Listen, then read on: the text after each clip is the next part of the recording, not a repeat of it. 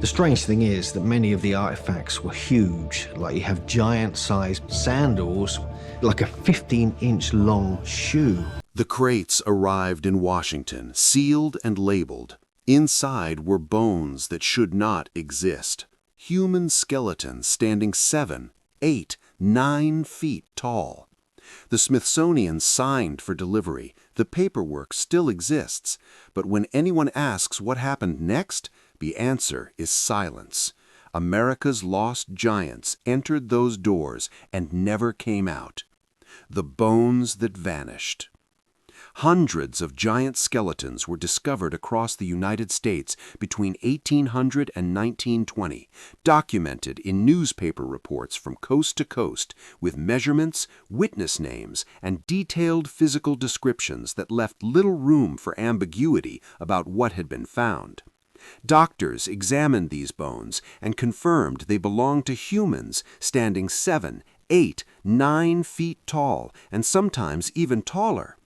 Town officials witnessed the excavations and signed statements verifying what had been unearthed.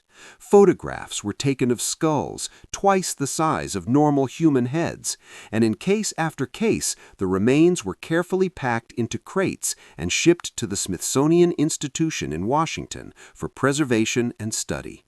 Today, not a single one of these skeletons exists in any public museum collection in America.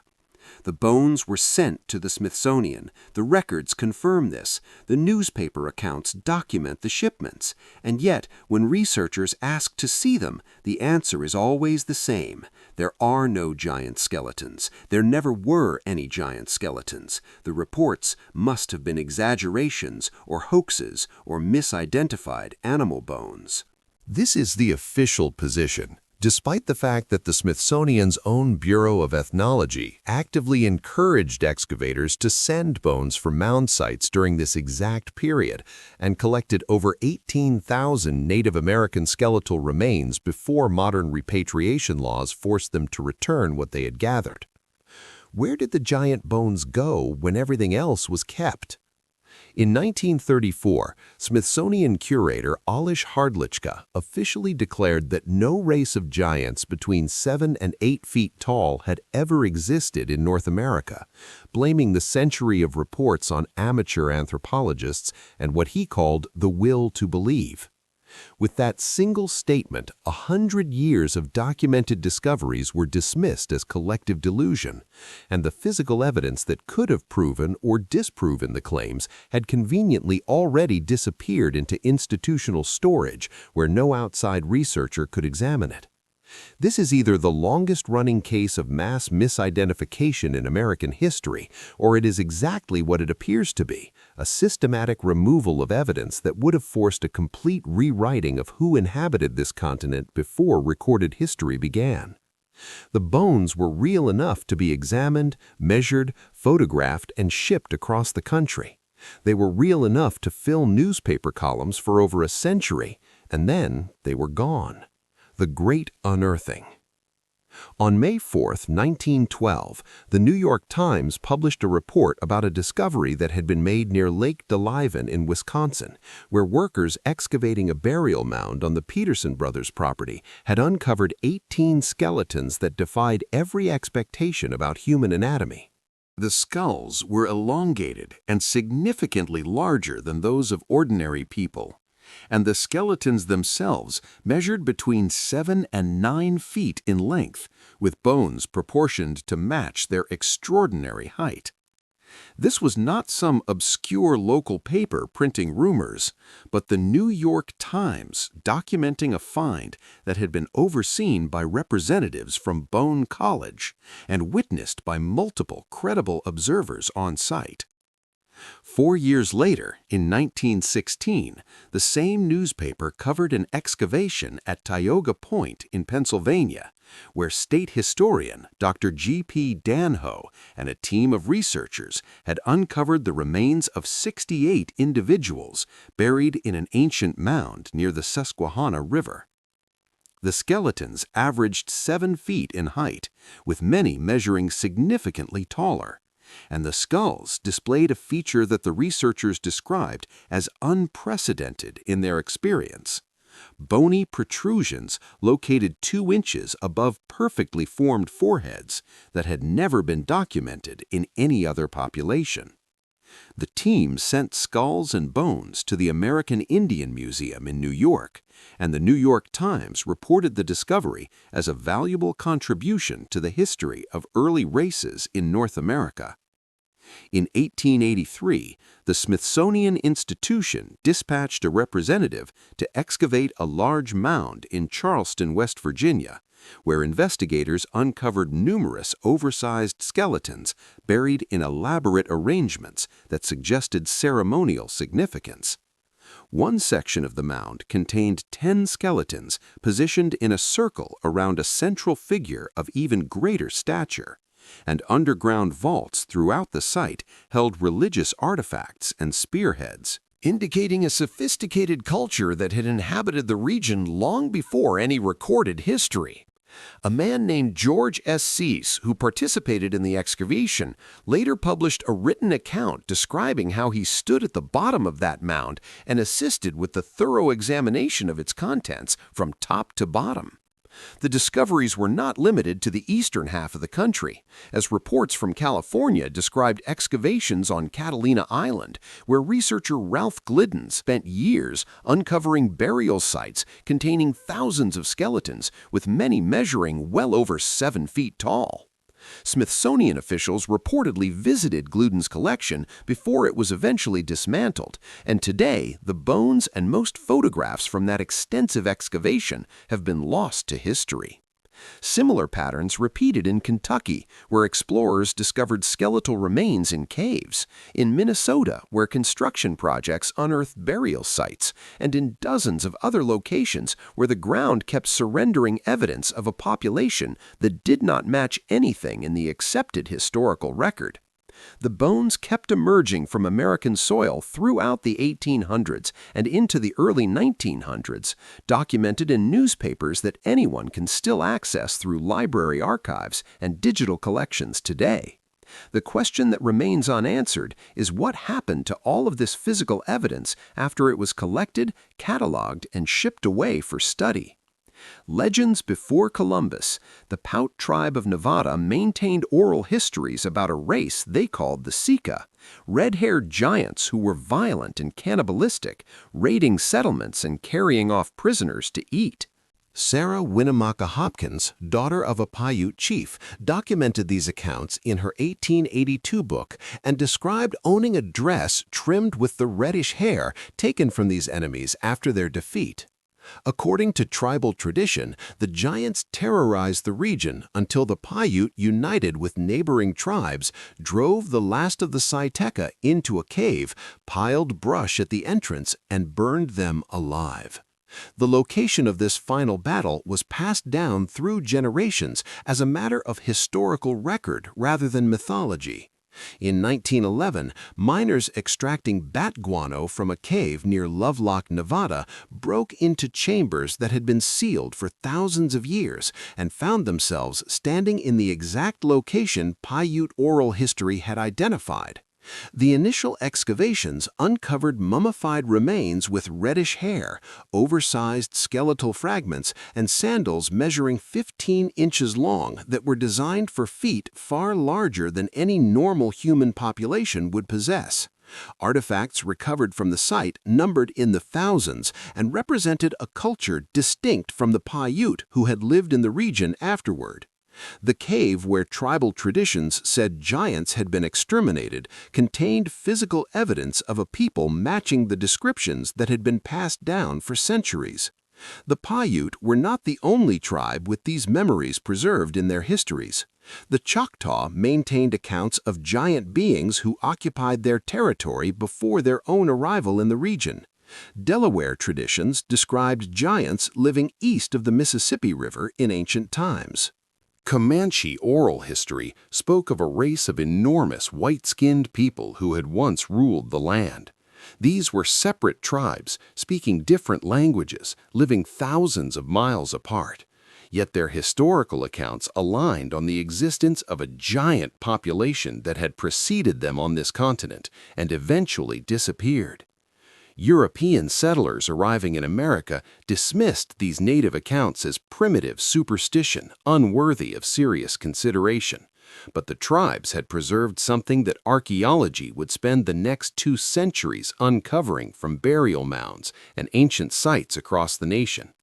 The bones that kept emerging from American soil throughout the 1800s matched what indigenous peoples had been saying all along, and the consistent descriptions across unconnected tribal histories suggest these were not invented stories, but preserved memories of something that actually existed before recorded history erased it from the official record.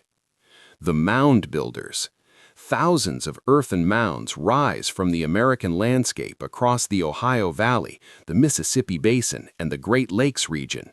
These were not simple burial piles, but sophisticated constructions, including flat-topped pyramids, ceremonial platforms, and effigy mounds shaped like serpents stretching hundreds of feet across the terrain. The builders created astronomical alignments and burial complexes containing copper, mica, pearls, and materials traded from sources thousands of miles distant. When settlers began excavating these structures, they found evidence of a civilization and bones that did not match the populations living in the region. Reports from excavations throughout the Midwest described burial chambers containing individuals whose measurements exceeded 7 feet and whose graves indicated positions of leadership or religious significance. Sites in Ohio produced remains buried alongside elaborate artifacts, suggesting these were not ordinary members of whatever society had constructed the mounds. Field researchers documented discoveries across multiple states that raised questions nobody in the academic establishment wanted to answer. Abraham Lincoln acknowledged these remains in an 1848 meditation where he wrote about the eyes of that species of extinct giants whose bones filled the mounds of America. The future president was not speaking metaphorically or referencing ancient mythology, but describing what educated Americans of his era commonly understood based on what kept emerging from the ground. The mounds contained skeletal remains of a population that did not fit the accepted history of this continent. In 1894, ethnologist Cyrus Thomas published a 700-page report declaring that Native Americans had built the mounds and no lost race of any kind had ever existed in North America. The giant skeletons documented in decades of newspaper accounts and field reports were simply ignored in the official conclusions. Whatever did not fit the narrative was treated as though it had never been found. With that report, the academic position was established and the door was closed on further inquiry. The Smithsonian question.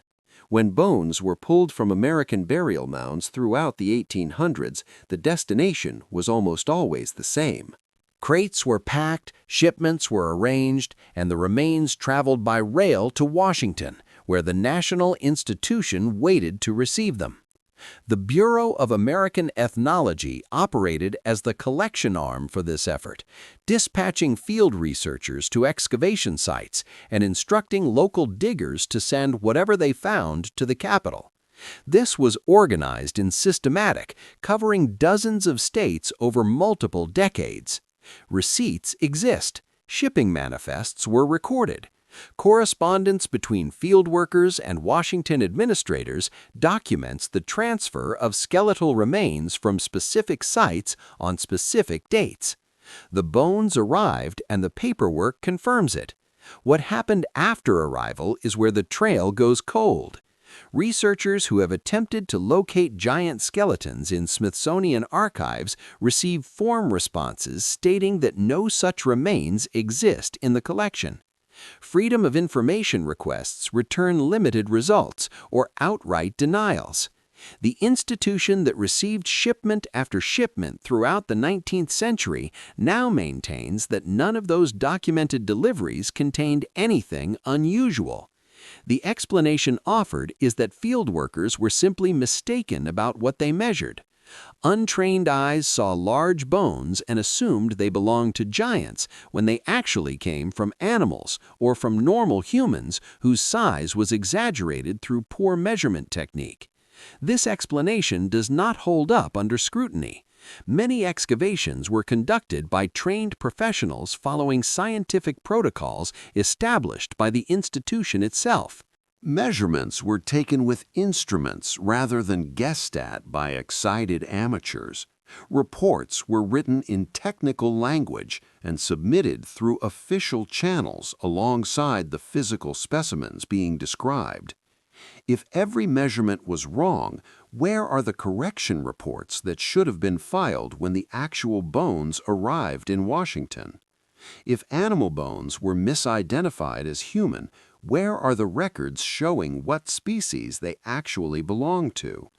If normal-sized skeletons were exaggerated into giants through amateur incompetence, why did nobody at the receiving end notice the discrepancy when they unpacked the crates and could measure the remains themselves? The institution that should have answers has offered nothing but silence and denial for over a century, and the physical evidence that could resolve the question one way or another remains inaccessible to anyone outside their walls. Silence and skeptics. In October 1869, workers digging a well on a farm in Cardiff, New York, struck what appeared to be the petrified body of a 10-foot man buried beneath the soil. Crowds paid admission to view the discovery, while scientists debated whether it was an ancient statue or an actual petrified human being. Newspapers across the country covered the sensation as potential proof that giants had once inhabited the continent, and within days, the Cardiff giant had become a national phenomenon, drawing visitors from hundreds of miles away. Within weeks, the entire thing was exposed as an elaborate fraud. A cigar maker named George Hull had quarried a block of gypsum in Iowa, transported it to Chicago, where he hired sculptors to carve it into a human figure, and then buried it on his cousin's farm in New York to be discovered later. Hull treated the surface with acid to simulate age and used needles to create the appearance of skin pores before lowering his creation into the ground, where it would wait nearly a year for its staged unearthing. He made a fortune from admissions fees before eventually confessing, and the spectacle proved that Americans were hungry to believe in giants and more than willing to pay money for evidence of their existence. The hoax gave skeptics a weapon they would use for the next century against any claim of giant remains. P.T. Barnum offered to buy the Cardiff giant, but was refused, so he commissioned his own replica and displayed it in New York, where it reportedly drew larger crowds than the original fraud. A fake copy of a fake giant became one of the most popular attractions in America, and the entire subject of giants shifted permanently from scientific question to carnival entertainment in the public mind. Every legitimate discovery could now be dismissed as another Cardiff giant waiting to be debunked by more sophisticated observers. Throughout the early 1900s, professional archaeology established rigid standards that left no room for anomalies challenging accepted models of human history. Newspaper reports of giant skeletons gradually stopped appearing as editors learned that such stories invited ridicule from the academic establishment. Findings that would have generated serious investigation in previous decades were quietly filed away or attributed to misidentified animal bones without further examination or follow-up. The academic consensus hardened into absolute certainty that giants had never existed in North America, and that all evidence to the contrary was either mistaken or deliberately fraudulent. By the time official denials were issued in the 1930s, the cultural groundwork had already been laid for complete dismissal. Giants belonged to the same category as sea serpents and petrified men, curiosities for the gullible rather than subjects worthy of scientific attention. The bones that had filled newspaper columns for over a century were now officially nothing more than amateur mistakes and deliberate lies. and anyone who questioned that conclusion risked being grouped with the same credulous crowds who had once paid admission to view a carved block of gypsum on a New York farm. What remains? A century has passed since the last newspaper accounts of giant skeletons appeared in American publications, and the question of what was actually discovered in those burial mounds has never been resolved to anyone's satisfaction. The bones that were examined by physicians and measured by researchers and documented in official reports have not surfaced in any museum collection open to public viewing or independent scientific analysis. Two explanations compete for acceptance, and neither can be definitively proven or disproven with the information currently available. The first explanation holds that the entire phenomenon was a combination of honest mistakes and deliberate frauds amplified by an era of loose journalistic standards. Animal bones were misidentified by untrained observers who lacked knowledge of comparative anatomy. Measurements were exaggerated through incompetence or excitement by people who wanted to believe they had found something extraordinary. Hoaxers planted fake evidence to profit from public credulity in an age before rigorous verification was standard practice.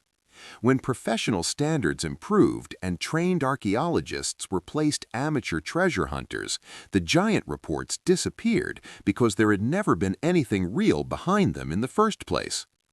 The second explanation holds that genuine anomalies were discovered and systematically removed from public knowledge because they contradicted the historical narrative that institutions had committed themselves to defending. Evidence that did not fit established models of human development was collected, cataloged, and buried in archives where it could not challenge official conclusions about who inhabited this continent before recorded history began. The consistency of the reports across decades and geographic regions suggests something more coordinated than random error or isolated fraud. Both explanations require accepting uncomfortable possibilities about either human nature or institutional behavior. If the skeptics are correct, then hundreds of educated Americans across multiple generations were fooled by obvious frauds or made elementary errors in skeletal identification that any competent observer should have caught. Doctors who examined the bones and provided sworn measurements were either lying or incompetent.